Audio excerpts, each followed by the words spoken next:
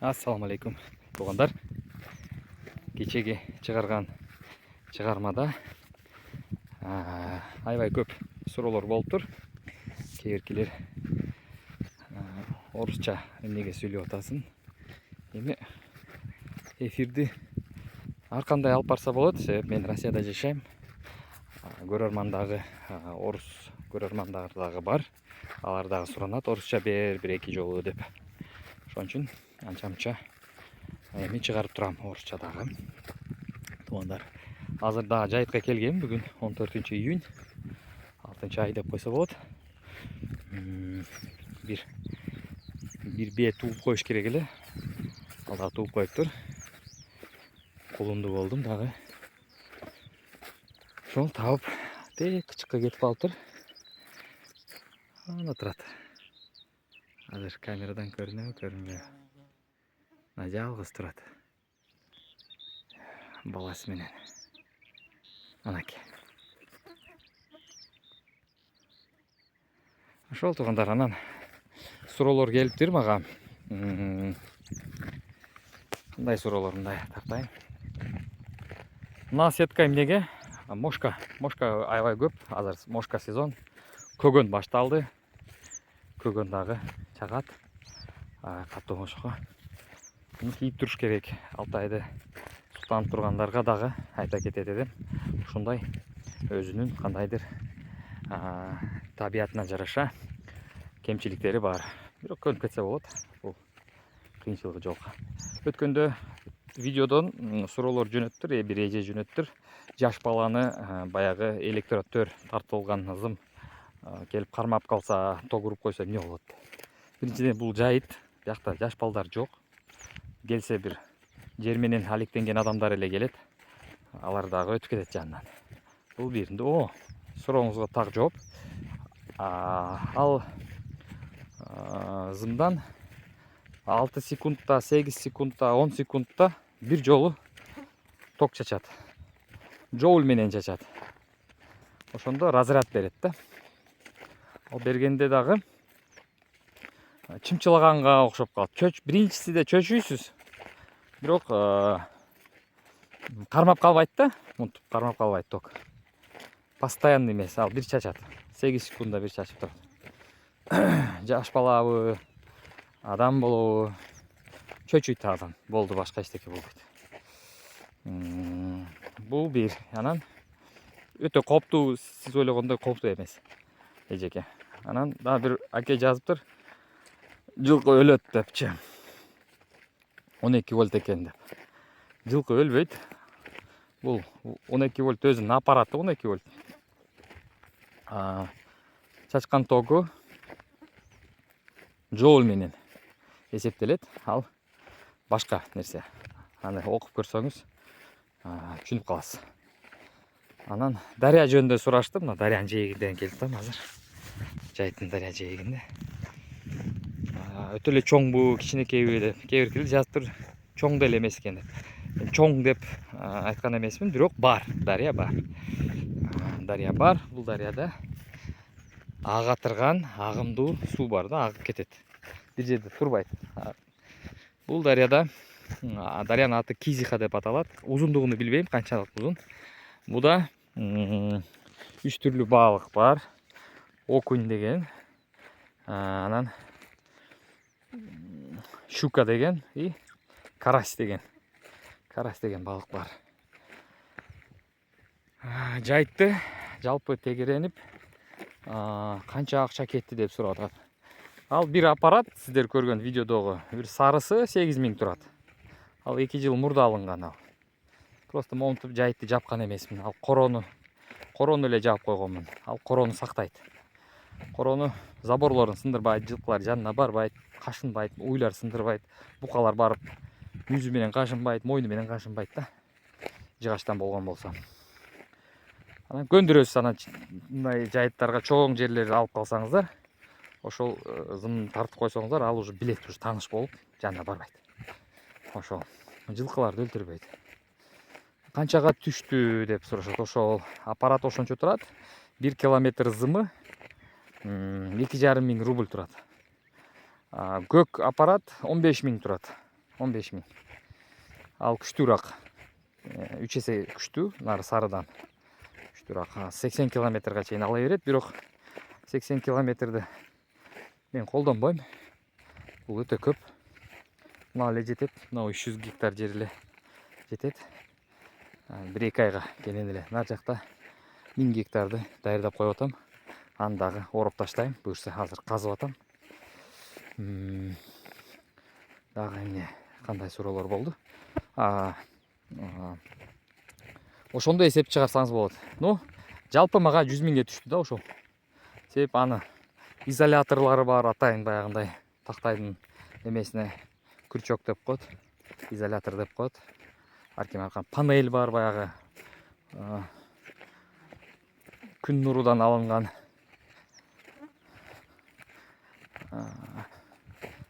ток чыгарып бере турган панель. Ал да акча турат. Тугандар. Ошол жалпы где-то 100 000ге турду. Кыскасы, малчынын бир айлыгыны 1,5 ай айлыгыны кетирдим да. Бирок аз тындым. Аябай мага жеңилдүү болду. Могу жерде азыр мурун бир айыл болгон. Бул айыл болгон. Ушул айыл жок болгон. 25 жыл мурда жок болгон. Кетип калган эмелерин таштап. Азыр ал бул айыл жери мамлекетке өтүп, мамлекеттен мага өткөн. Ушул жерге азыр коро салам, кышкы коро. Быйыл аракет кылам, коро салып, кышты биякта кыштаганга бир кичинекей үй алып койсом. Себеп мен могу айылдан өзүмдүн бул жайыттан өзүмдүн айылыма чейин күнүм 100 километр жол жүрөм да. Себеби келип кетиши 50 километр. Келип кетиши. Мен эрте менен келем, көрөм, текшерем, кетем. Кечке келем, текшерем, кетем. Ошого 100 километрдей жол жүрөбүз. Бирок оно того стоит дейт го. Ошол. Анан коронун ичиге кантип киресиң дейт баягы зын тартылган жери. Анын атайын эшиктери бар. Эшиктери ошол пружина аркылуу жасалган, пружинистый эшиктер. Аны тартып коебуз, кирип атканда. Чыгып атканда ачабыз, кайра тартып коебуз. Ушундай. Машиналар кирет, рыбактар кирет.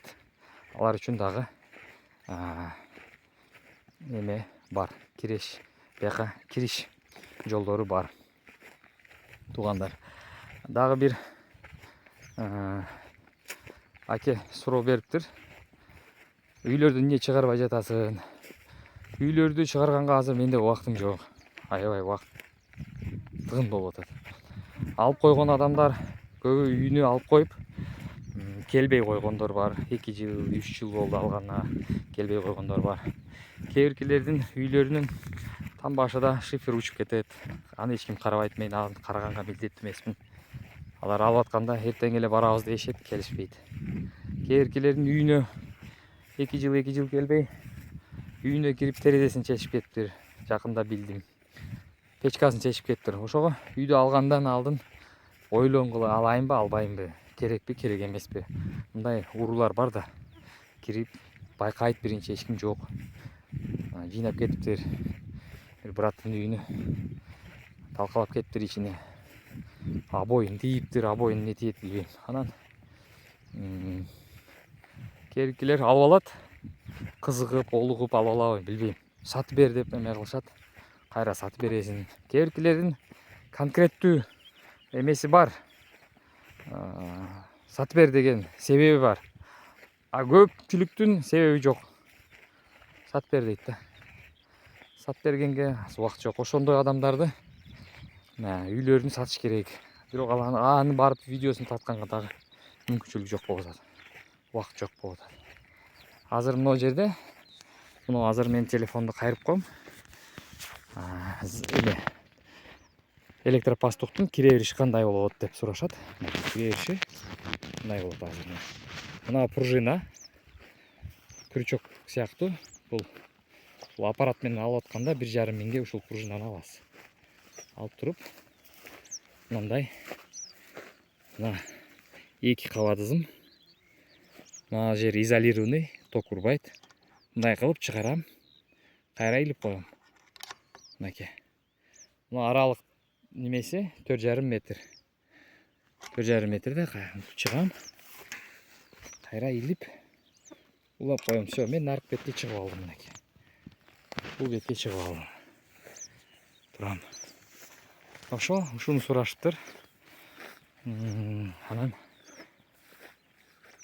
чет мамлекеттин адамы келип мал чарбасын кылса болобу.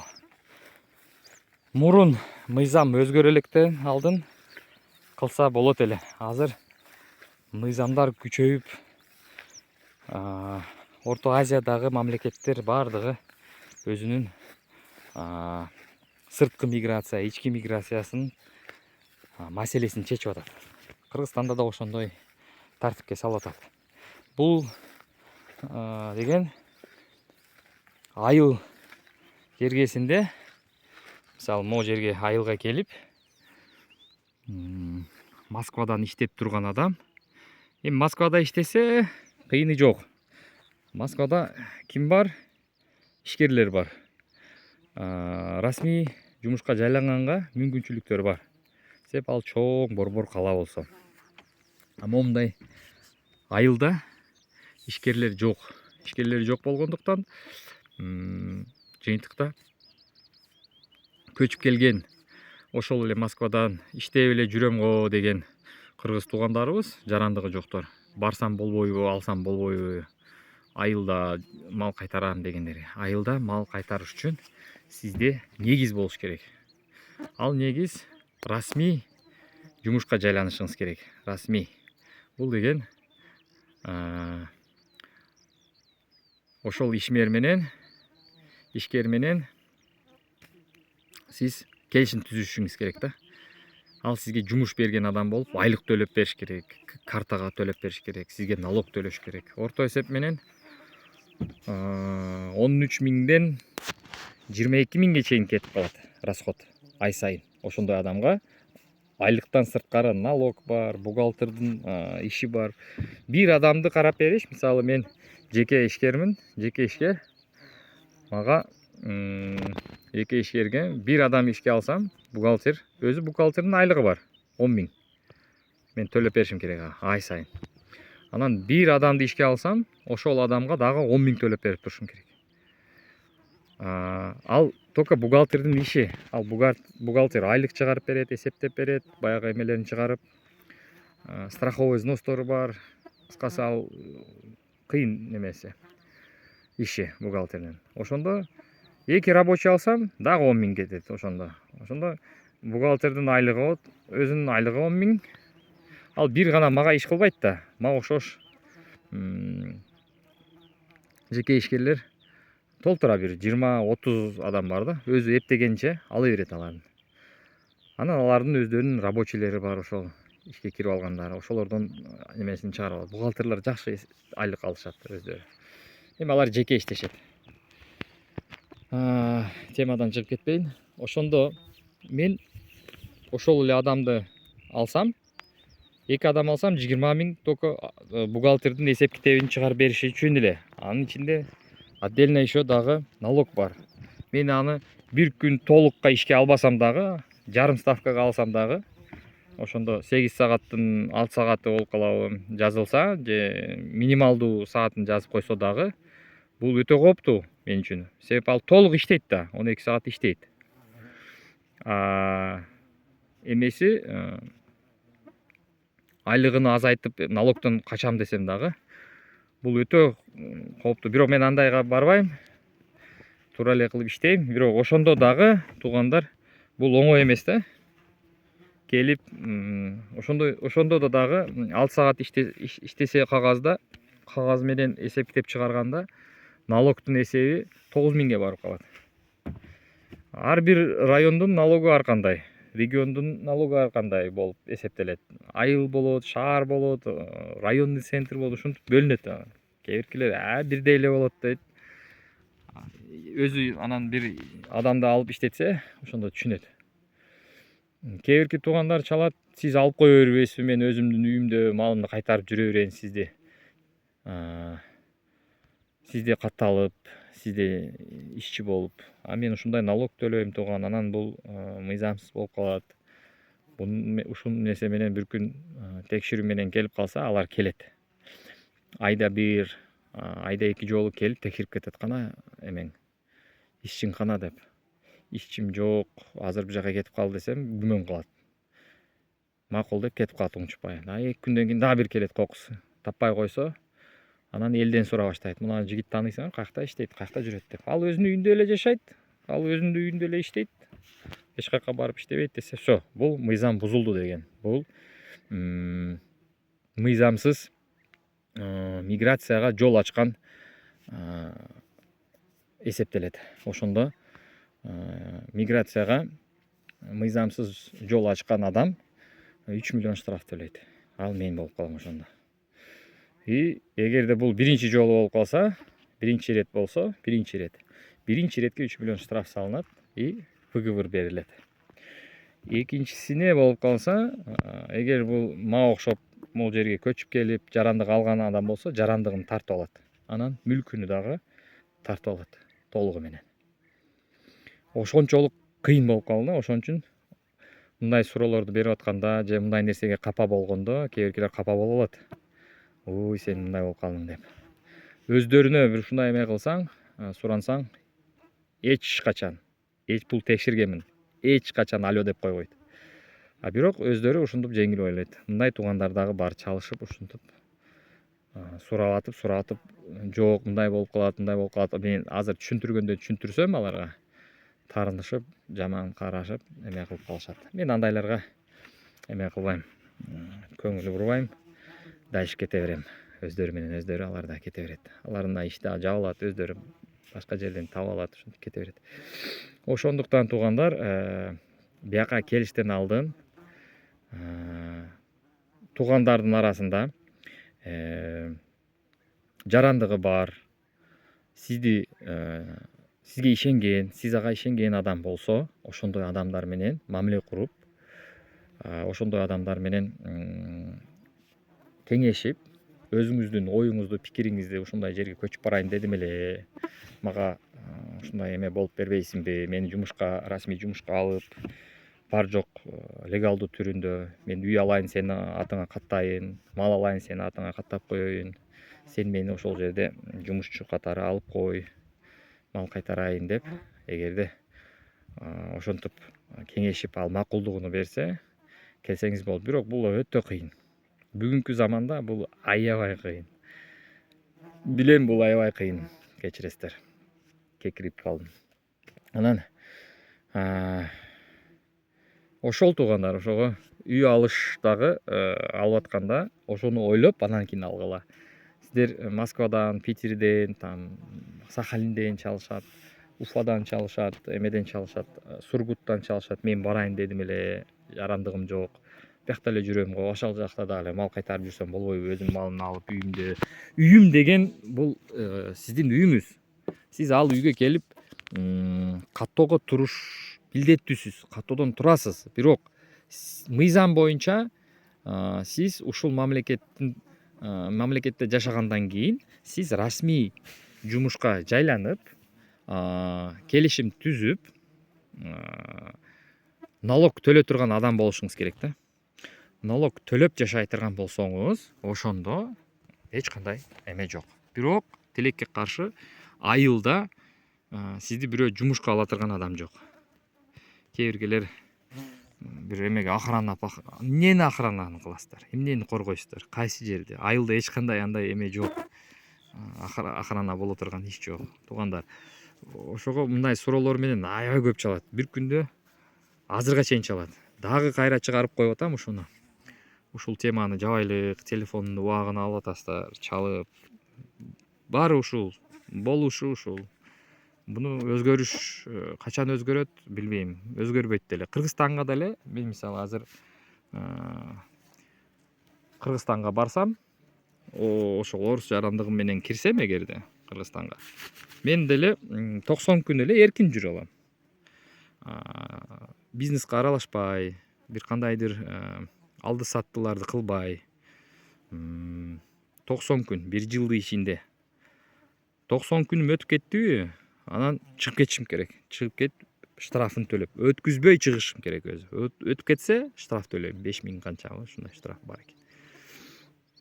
Ошого бир эле Россияда эмес, ал биздин ушундай кичинекей Кыргызстанда дагы ушундай өнүгүүлөр бар. Буну мен өнүгүү деп эсептейм, себеп мамлекет өнүкүп атканда сөзсүз миграцияны көтөрүш керек. Миграциянын бүгүнкү абалын көрүп туруп жакшы жолуна салыш керек. Себеп кошуна мамлекеттен бизге адам келет, алар иштеп кетет, алар иштеп кетип канча налогторду төлөсө, мисалы, ошончо биздин ошол бюджетке акча түшөт деп, алар дагы ошону эсептеп чыгарып турат да. Ошого бул өнүккөн мамлекеттерде ушундай. Өнүккөн эмес мамлекеттерде шаар бейдарбаза кире бересиз, чыга бересиз каалаганыңызча. Мурункудай, биздикидей.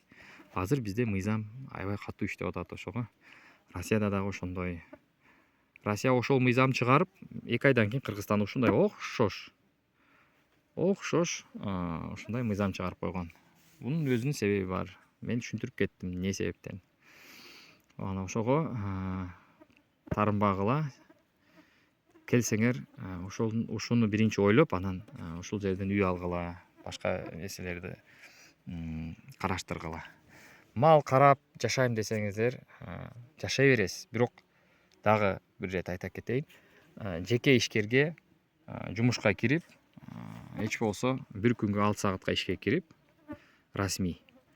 Анан өзүңүздүн үйүңүздө, короңузда канча мал болсо да карай бересиз. Талага алып чыгып айдай бересиз. Тала болсо, ошол айылдын немеси таласы болсо, жок болсо, ал таланы сиз издеп таап,